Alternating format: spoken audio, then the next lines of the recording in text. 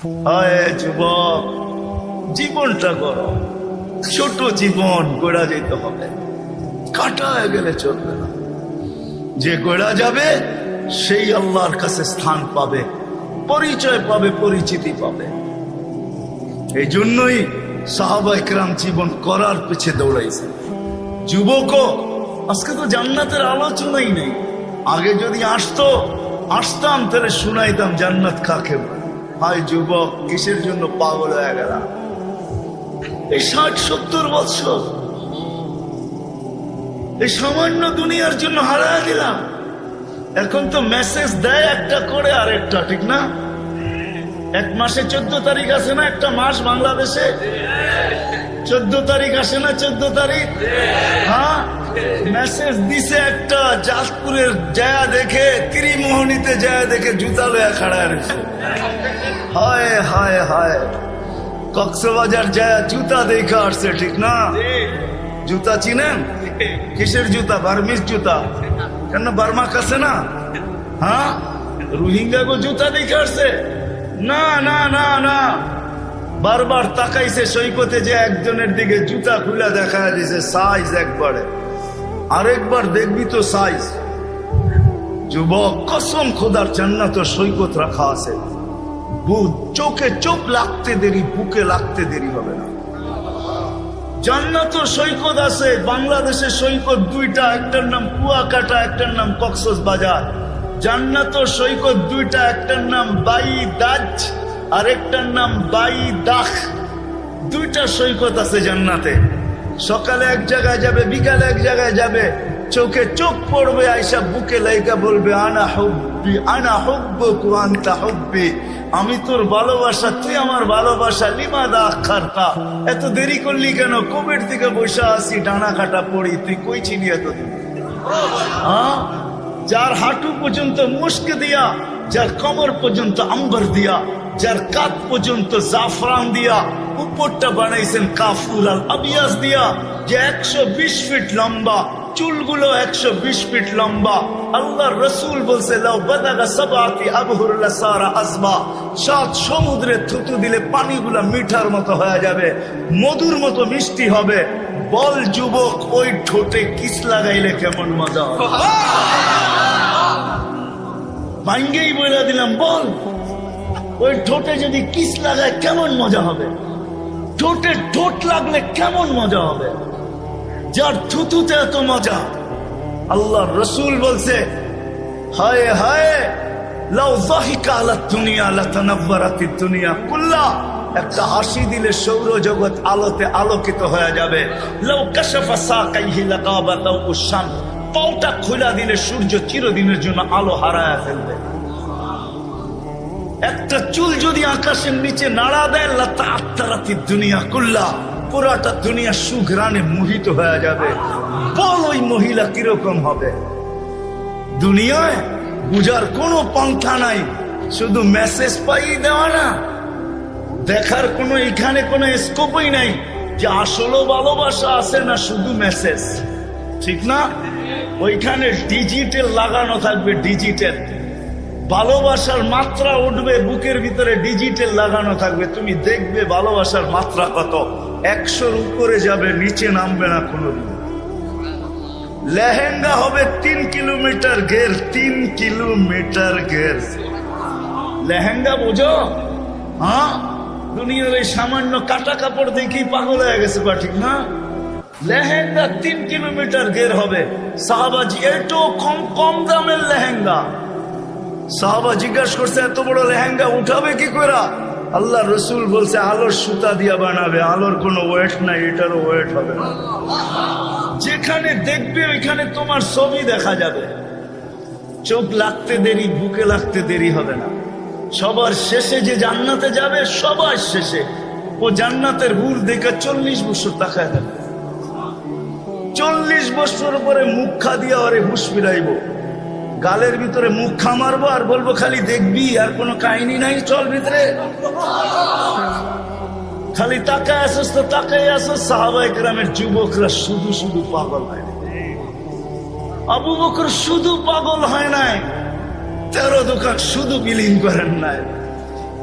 একজন ওই জামানার নারী শুধু শুধু পাগল ছিল না যে কোরআন নামায়া নিয়ে আসছেন। খাওলা বিনতে সালাবা, ওকে কেউ চিনত না, গরিব মহিলা ছিল। কোরআন নামায়া নিয়ে আসছেন, জীবনটা গড়ছে খাওলা, কিয়ামত পর্যন্ত যার নাম থাকবে। কথা লম্বা হইলেই যে অনেক কিছু হবে এমন না মেরে দোস্ত, জীবনটা ছোট। আজকে 80-100 বছর পরে থাকবো না, আমাদের পূর্বে যারা ছিল তারা নাই, আমরাও চলে যাব। আসেন আজকে জীবনটা করার প্রতিজ্ঞা, গর্ব তো পাক্কা ওয়াদা, বিলকুল বিলকুল। ওই জীবনটা সহজ থেকে সহজে গড়বে কিভাবে? কিভাবে গড়ব? কোন পদ্ধতিতে গড়লে সহজে গড়া হবে? এই সহজ পদ্ধতি শিখানোর জন্য আল্লাহ দুজাহানের বাদশাকে পাঠাইছেন, মুহাম্মাদুর রাসূলুল্লাহকে পাঠাইছেন। দুজাহানের বাদশাহ যাতে সহজ পদ্ধতিতে যুবক সহজভাবে, নারী সহজভাবে, পুরুষ সহজভাবে, বৃদ্ধ সহজভাবে, হাটওয়ালা সহজভাবে, বাজারওয়ালা সহজভাবে, রোডওয়ালা সহজভাবে, ঘাটওয়ালা সহজভাবে, অফিসওয়ালা সহজভাবে, আদালতওয়ালা সহজভাবে এই ছোট জীবনটাকে গড়তে পারে, এটার জন্যই মুহাম্মাদুর জানেন উনিকে সহজভাবে গড়ার জন্য, সহজভাবে সহজভাবে।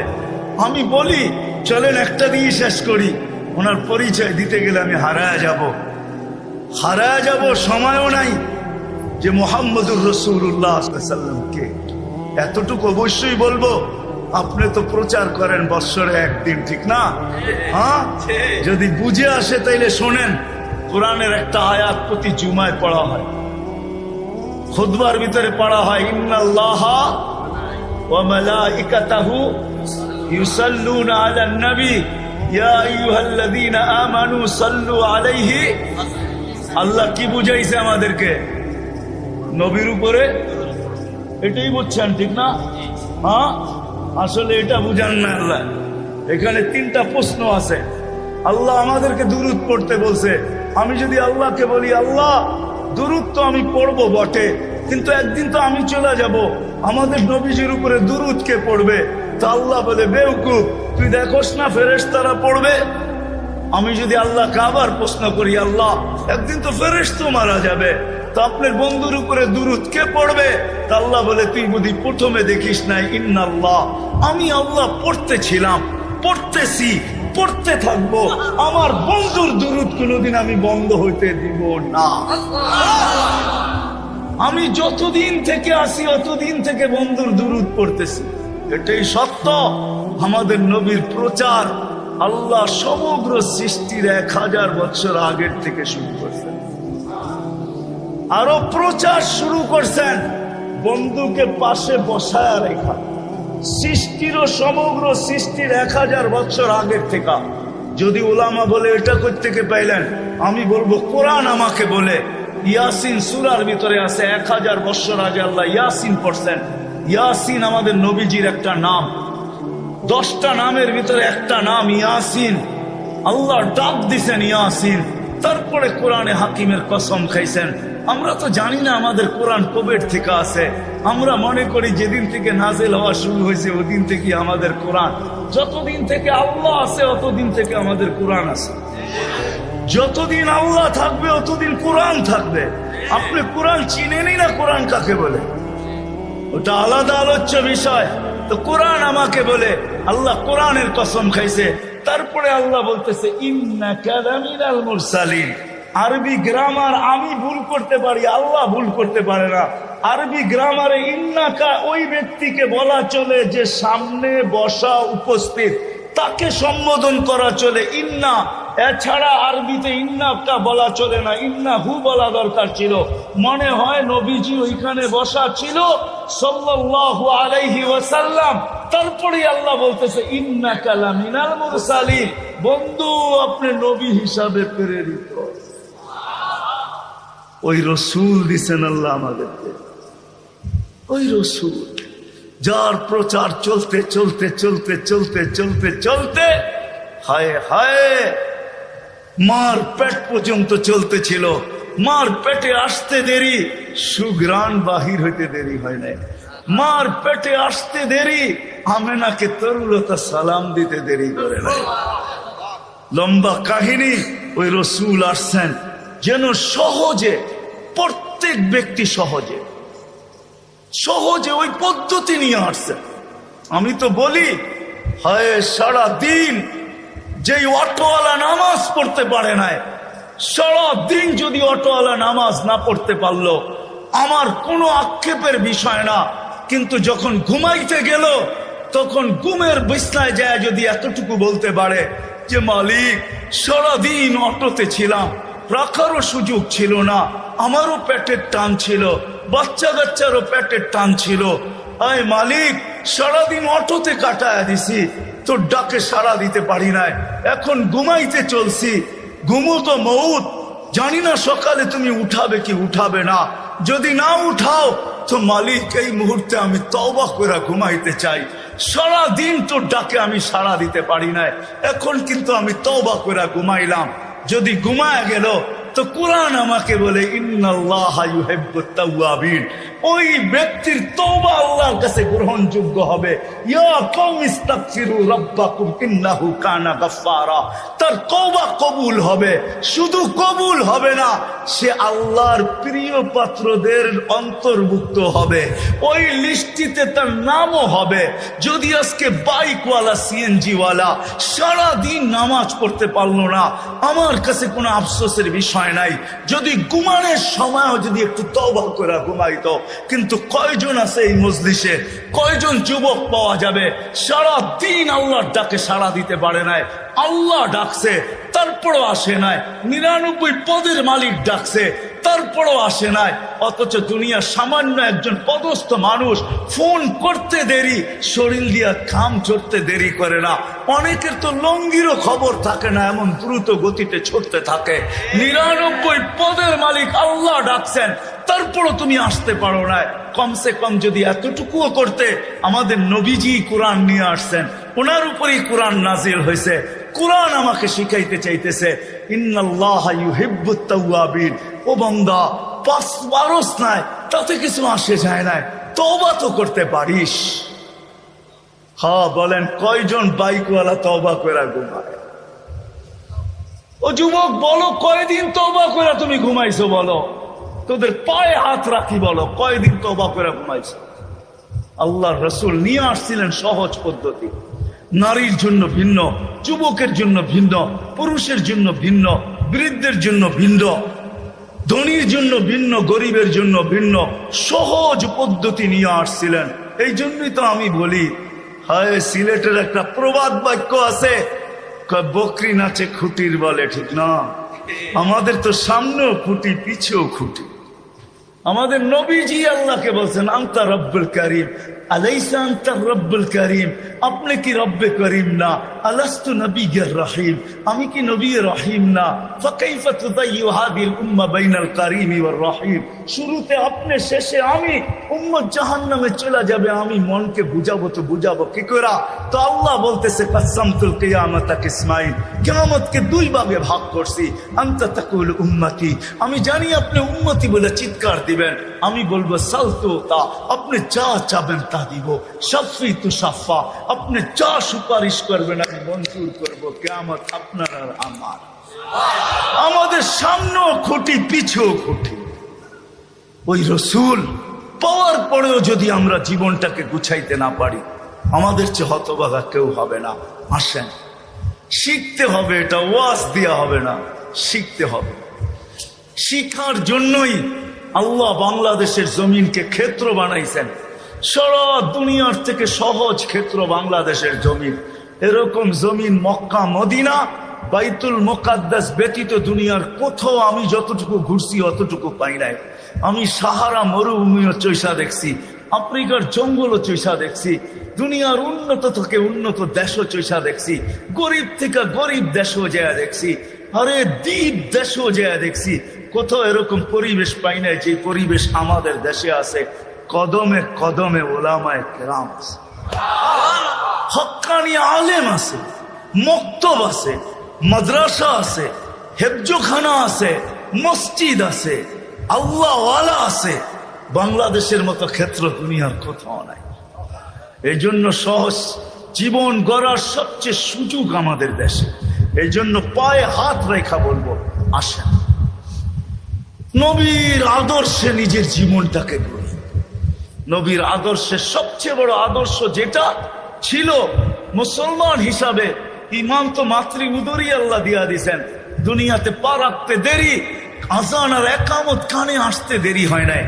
আমি এটা বলবো না আপনাকে আপনার ভিতরে ইমান নাই, ইমান তো মার কোলের থেকেই আমরা নিয়ে আসছি। আসতে দেরি, আজান একামত দিতে দেরি হয় নাই। শুধু ইমানের পরে সবচেয়ে বড় আদর্শ যেটা, আল্লাহ রসুল মার পেটের থেকে আসতে দেরি, চাদরে রাখতে দেরি, হায় হায় হায় সেজদা করতে দেরি করে। মেসেজ দিছেন আমাদেরকে, যুবক নামাজ ছাড়া আমার কাছে কোনো পরিচয় নেই। নবীর কাছে যদি পরিচয় না পাও তাহলে আল্লাহর কাছেও পাওয়া যাবে না। দুনিয়াটা কাইটা তো যাবে বটে, কিন্তু ওই জগৎটা কাটবে না। যদি চাও যে আমি জান্নাতের নেয়ামত চাই, যেটার বর্ণনা দিয়ে শেষ করা যাবে না, তোমাকে কতটুকু বর্ণনা দিব, ওটার জন্য আলাদাই একটা আলোচ্য বিষয় চাই, যে জান্নাতে কিনা আছে, সব জান্নাতে রাখা আছে। বলো কেমন মজা হবে? প্রতি শুক্রবারে আল্লাহ আমাদেরকে দাওয়াত খাওয়াবে। আজকে কি গেল শুক্রবার, প্রতি শুক্রবার আল্লাহ দাওয়াত খাওয়াবে। হ্যাঁ, কি বাবরচি দিয়া পাক করবে, ঠিক না? কুদরত দিয়া পাক করবে, কুদরত দিয়া।